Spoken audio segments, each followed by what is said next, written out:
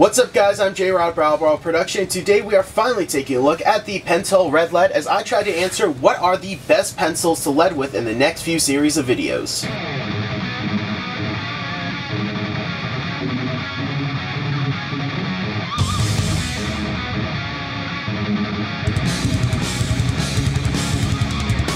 Alrighty, so we are taking a look at the Pentel Ppb7 Red Lead. We're going to see if just changing the color of it from blue to red will affect that, and see if this will be the best lead to use for inking.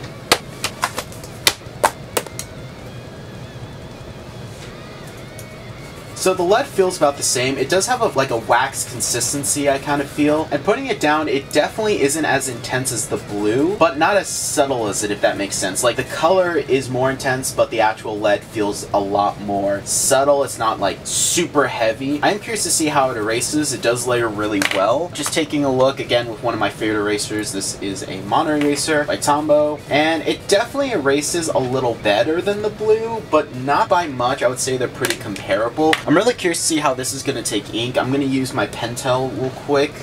And, okay, that's interesting. If you look, we put the ink down on the page here, it layers pretty well, but when we actually run it over through the red, it's almost just not sticking. It's almost creating a type of barrier between the paper, which is not good, so that does make me fear that we're going to have the same issue with dry time, and that's probably what caused such a terrible dry time in our previous video, is that it created a real barrier that the ink sat on top of and couldn't soak into the page. So that's really interesting. Just taking a fine liner, we're going to do another comparison. So here, the fine liner does fare quite a bit better, which is interesting. Now, unlike the blue one, I've actually never used the red one until today, so I'm very excited to see how this is going to compare. But from our tests, I am not excited. I am pretty nervous, not gonna lie guys. I'm a little worried. So now that we got our information, let's go ahead and take a look at the actual sketch we'll be doing. And it's no surprise we're going to be finishing the other half of our raft sketch. I'm very excited to finish it. Hopefully I will not have a repeat process because I'm still pretty mad at how bad coloring came out, this ink discoloration, but I think we did figure it out. Seeing it with the red, I think what it is it's again creating that barrier between the paper, and so now I'm gonna adjust accordingly and give this a much longer dry time. So I am gonna trace the wing to this side, I'm gonna pencil it, ink it, and color it. Just hopefully it doesn't go as bad as this one did, because that was really disappointing.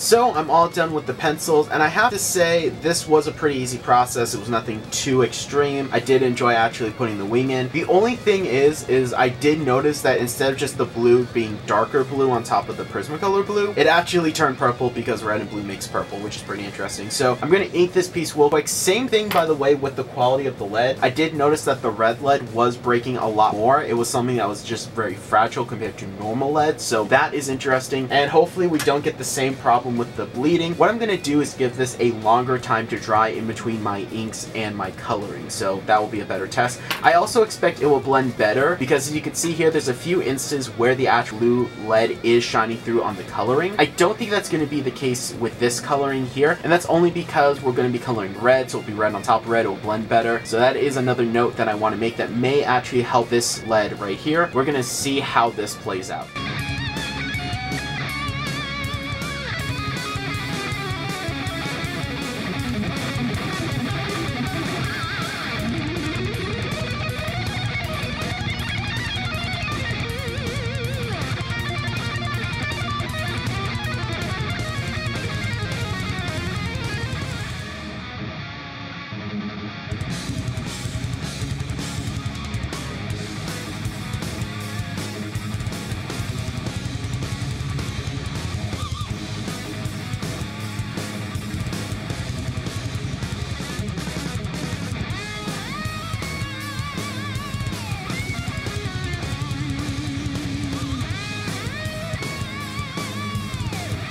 Now, one thing about the red is that because it is red, I don't think that it will actually show through on the coloring as intensely as the blue does. So that's going to be my prediction. We're going to put this to the side and do our coloring, which is going to be done with these Prismacolor markers. So let's go ahead and roll that super time lapse.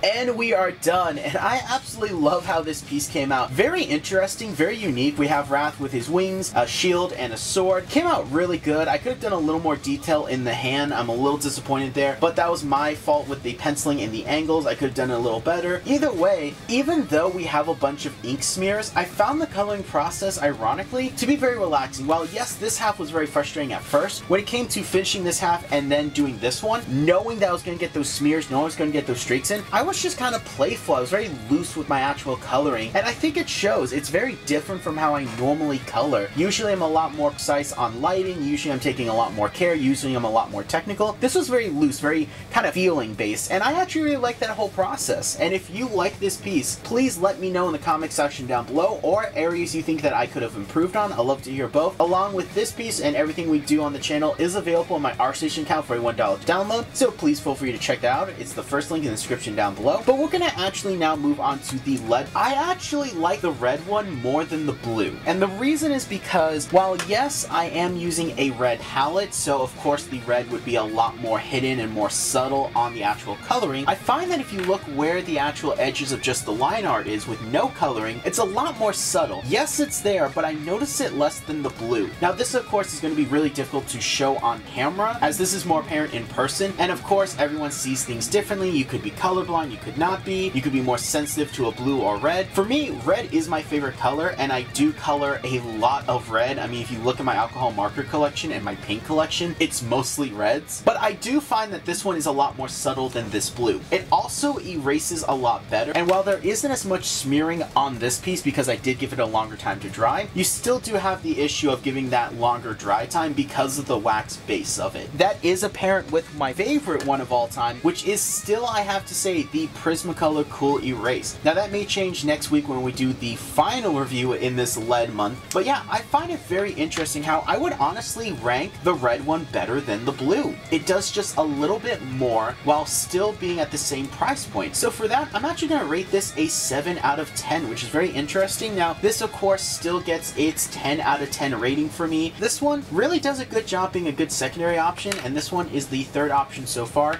but we do have one more lead that we're going to review, so please stay tuned for next week's video. Very excited to wrap it up, and we'll be doing a really fun piece for that. But with that said, I'm J-Rod, BATTLEBRAWLERproductions. I draw the power of my own soul, and stay tuned for more art and animation based content.